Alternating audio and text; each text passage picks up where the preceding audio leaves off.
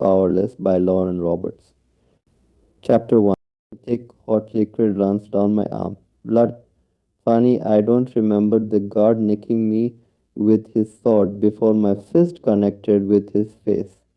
Despite being a flash, he apparently couldn't manage to move faster than my hook to his jaw. The smell of soot stings my nose, forcing me to clamp a grime over it to stop a sneeze from slipping out. That would be a very pathetic way to get caught. When I'm sure that my nose won't alert the imperials lurking beneath where I'm hiding, I return my hand to the filthy swall my back is currently pressed against with my feet planted opposite me. After taking a deep breath that nearly has me choking on soot, I slowly begin my climb upwards once again. With thighs burning almost as much as my nose, I force my body to continue shimmying while stifling the sneeze. Climbing up a chimney isn't exactly how I thought I would be spending my evening. The small space has me sweating, swallowing my fear before scrambling to the top of the cramped corridor, eager to replace Gray's claws with a starry night. When my head finally peeks over the top, I greedily gulp down the sticky air, then climb up and over, immediately bombarded with a new concoction of smells far more unpleasant than the stench of soot clinging to my body, my clothes, my hair. Sweat, fish, spices, and I am quite certain some sort of bodily fluid blends to create the aroma that surrounds Flood Alley. Balancing atop the chimney, I strain my eyes on the shadowed roof to inspect my sticky arm. I'd nearly forgotten to examine it without the usual biting pain that accompanies a sword slash to remind me. I rip off a strip of cloth from the sweaty tank that clings to my body, dabbing at the gash with it. Dina's going to kill me for ruining her stitching. Again, I am surprised when I don't feel the familiar twinge of pain as I rub at my arm with the raw fabric, impatiently sopping up the stickiness. And that's when I smell it. Honey, the same honey that belongs to the sticky buns oozing out of the many pockets in my raggy vest and dripping down my arm mistaken for blood. I sigh, rolling my eyes at myself. It's a welcome surprise nonetheless. Even honey soaking my clothes, beats trying to wash blood out. I take in a deep breath and look out over the crumbling, rundown buildings cast in shadows by the flickering lamppost dotting the street. There's not much electricity here in the slums, but the king generously spared us a few lampposts, thanks to the volts and scholars using their abilities to create a sustained power grid. I have to work exceptionally hard to stay in the shadows. Further from the slums, the more the rows of shops and homes slowly improve in condition and size. Shacks turn into homes, homes turn into mansions, leading up to the most daunting building of all. Squinting through the darkness, I can just barely make out the looming towers of the royal castle and the sloping dome of the pole arena that resides beside it. My eyes flick back to the wide street stretched out before me, scanning the surrounding sketchy buildings. Loot Alley is the very heart of the slums, pumping crime and trade throughout the city. I trace the dozens of other alleys and streets jutting off from it, getting lost in the maze that is the city before offering a sigh and small smile to the familiar street beneath me. Home. Sort of technically, a home implies that one has a roof over their head, but stars are far more fun to stare at than a ceiling. I would know, seeing that I used to have a ceiling to stare at every night, back when I had no need for the stars to keep me company. My traitor's gaze sweeps across the city to where I know my former home lies, wedged between Merchant and Elm Streets, where a happy little family is likely sitting around their dinner table, laughing and discussing their day with one another. I hear a thump, followed by the murmuring of voices that drag me from my bitter thoughts. Straining to hear, I can just make out the muffled, deep voice that belongs to the guard I so kindly relieved of his duties a short while ago. He came up right behind me, quiet as a mouse, and then the next thing I know, I get a tap on the shoulder and a fist to the face. A very irritated and very shrill female voice echoes up the chimney. You're a flash for plague's sake. Aren't you supposed to be fast? Or something. She takes a deep breath. Did you at least get a look at his face before you let him rob me? Again, all I saw were his eyes, the guard mumbles. Blue, very blue, the woman huffs in irritation. How helpful. Let me just stop every person en route to see if their eyes match your vivid description of very blue. I stifle my snort as something creaks from the other end of the room, followed by a chorus of muffled footsteps. From the groan of rotting wood shifting beneath several new pairs of boots, I immediately deduce that three more guards have joined the hunt. And that's my cue. I hop off the chimney and grab onto the raised ledge of the roof, swinging my legs over the side to dangle above the street. Blowing out a breath, I let go and bite, tongue against a yelp as gravity yanks me away towards the ground. With a soft thud, I drop ungracefully into a merchant's wagon brimming with hay.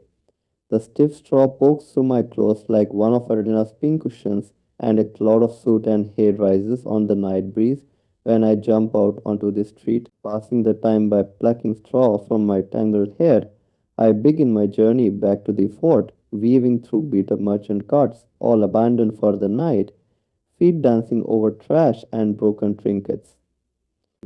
Looters slumped against alleys or tucked in between twin buildings whisper among themselves. I passed out. I feel the weight of the dagger tucked up into my boot and relax at the comfort of the cool steel as I pass groups of fellow homeling together for the night. I can see the faint shimmer of purple force fields shielding some, while others don't even have an oven ability strong enough to allow them to sleep peacefully, which is the exact reason they call the slums their home. I keep my steps swift and sure as my eyes sweep back and forth across the alleys, never letting my guard down. The poor don't discriminate. A shilling is a shilling, and they don't care if they jump someone worse off than them to get it. So several cars cross my path as I zigzag down streets, forcing me to slow down to steer clear of them. Every shop corner and street has been bestowed the gift of leering white uniformed law enforcers. These brutal imperials have been stationed everywhere along Route Alley by decree of the king due to an increase in crime. Clearly has nothing to do with me. I slip down a smaller alley, making my way towards the dead end. There, tucked in the corner, is a mangled barricade of broken merchant carts, cardboard old sheets, and plague knows what else. Before I'm even halfway to the pile of garbage we call home, a face obscured by wild shoulder length curls pops up over the fort. Did you get it? Untangling her long legs from where she sits, she effortlessly stands and faces right through the 3 foot wall of her trash barricade without a second thought. And then she's bounding toward me with so much hope in her eyes that you'd think I've offered her a roof overhead and a warm fante and a warm meal. And though I can give her neither of those things, I do have something far better in her opinion. I sigh, I'm offended you doubted me. Adana, I thought you'd have a little more faith in my abilities. After all these years, I sling my pack from my back and pull out the crumpled red silk from within, unable to suppress my smile as a look of awe settles on her face. She greedily claws the silk from my hands, running her fingers through the soft folds of the fabric. Peeking up through the curly bangs hanging in her hazel eyes, she looks at me as though I have just single-handedly irradiated the plague, rather than steal fabric from a woman not much better off than we are, like I'm the hero and not the villain. Ardina's smile could rival the sun over the Scottish desert. Hey, you and your sticky fingers work magic. You know that she throws her arms around my neck, pulling me into a crushing embrace that causes more honey to ooze down my vest and pool in my pockets. Speaking of sticky fingers, I peel myself from her hug to fish around in my pockets. I retrieve 6 smashed sticky buns, only slightly unappetizing with the hay, now decorating them. Adena's eyes go wide at the sight before snatching one from my hand, just as greedy as she did the fabrics. She turns mid-bite and strides right back through our fort without a second thought, plopping herself down on the colorless draft rugs that lay on the inside of the barricade. She pats the spot beside her expectantly, and unlike her, I ungracefully leap over the wall before I can take a seat. And I bet Maria wasn't too happy about her shop being looted again. Poor thing should really up her security, Adina says between bites, a crook smile joining the crumbs on her face. Despite my robbing the woman at least once a month for the past several years, she still only managed to conclude that I am a he. At least she's trying, actually. I say with a shrug, she had two more imperials stationed around her shop than normal. She must be getting tired of all the stolen sticky buns over the years. Adina narrows her hazel eyes at the sight of my smile. Thank the plague you didn't get caught. As soon as the familiar phrase slips past her lips, my jaw sets instinctively, end chapter while 1 hers falls open mid-bite. She visibly cringes, her brow crinkling and throat clearing. Sorry, bad habit, my fingers drink says to the thick ring on my thumb, spinning it mindlessly while I muster a weak smile. This topic is one we typically try to avoid, though it's my fault. The subject became suddenly awkward to speak of in the first place, all due to a moment of weakness that I wish I wasn't so relieved about. It's not the words that bother me, it's the meaning behind them. She cuts in with a smile and a shockingly accurate imitation of my voice. Thought I need choke on my laugh and a piece of sweet dough. Are you quoting me air by way of answering? She takes a bite of sticky bun before declaring between mouthfuls, and it's not the plague that makes you sick, it's what came after. And I nod slowly while absent-mindedly tracing the rug's worn pattern beneath us, the feeling familiar beneath. The idea of thanking the plague that killed thousands of aliens makes me lose my appetite for even sticky buns. Thanking the thing that caused so much pain and death and discrimination. But all anyone cares about now is who the plague didn't kill. The kingdom was isolated for years to keep the sickness from spreading to the surrounding cities, and only the strongest in Ilya survived the disease that altered the very structure of humans. The fast became exceptionally faster, the strong became unbeatable, and those who lurked in the shadows could become the shadows. Dozens of supernatural abilities were bestowed upon Ilyans alone, all varying in strength, purpose, and power.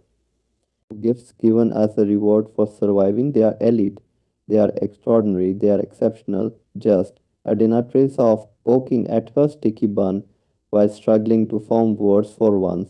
Just be careful, Pay. If you get caught and aren't able to talk yourself out of it, I'll be fine. I stayed far too casually, ignoring the worry that washes over me. This is what I do, eh? What I've always done, she sighs through her smile, waving a dismissive hand. I know, I know. You can handle yourself with the elite. I feel that rush of relief once again, making me feel both guilty and grateful that she truly knows me. Because not all those who survived the plague were fortunate enough to be gifted with abilities. No, the ordinaries were just that ordinary. And over the next several decades following the plague, ordinaries and elites lived in peace until King Edric decreed that ordinaries were no longer fit to live in his kingdom. It was over 3 decades ago when sickness swept through the land. So, due to the outbreak of what was likely a common illness, the king's healers used the opportunity to claim that ordinaries were carrying an undetectable disease, saying it was likely the reason they hadn't developed abilities that extended exposure to them became harmful to both elites and their powers. And over time, the ordinaries were dwindling the abilities elites are so protective of. I fight the urge to roll my eyes at the thought. My father believed that was bullshit, and I think no differently.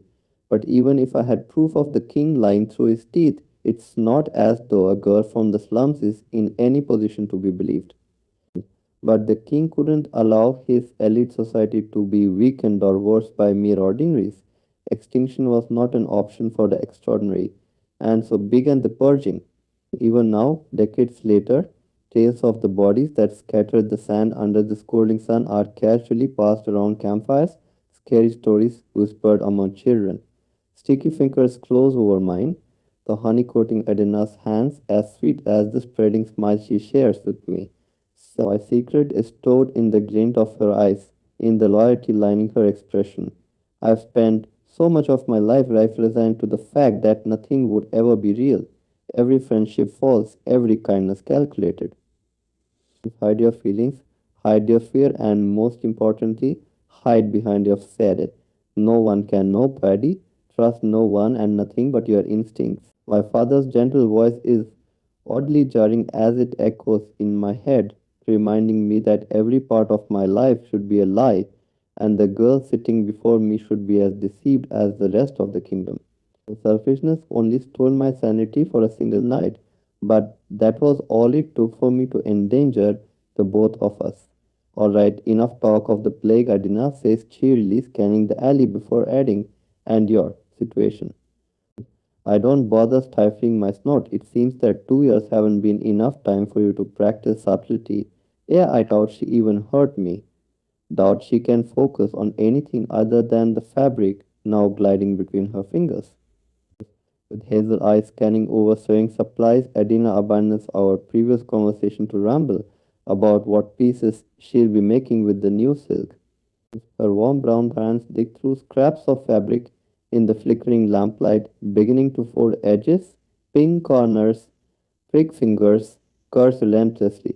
We fall into the type of easy conversation that only comes after spending years surviving on the streets together, making it easy to interpret Adina's garbled words around the pins pressed between her lips. And I roll over, finally falling quiet as I watch her steady fingers and furrowed brow, too engrossed with her work to sleep. A stabbing pain in my side has my drooping eyes flying open, drowsiness forgotten. The jagged stone jutting up from the alley floor has me groggily grumbling. Mark my words, I'm going to steal a cot one day. Edina rolls her eyes at me, just as she does every night. I make the same empty promise. I'll believe it when I feel it. Page sing songs. I've rolled over about a dozen times before a scratchy, balled up blanket collides with my hair. If you don't quit your squirming, I swear I'll sew you to the bloody ground, Edina says, with all the sweetness of a sticky bun. I'll believe it when I feel it.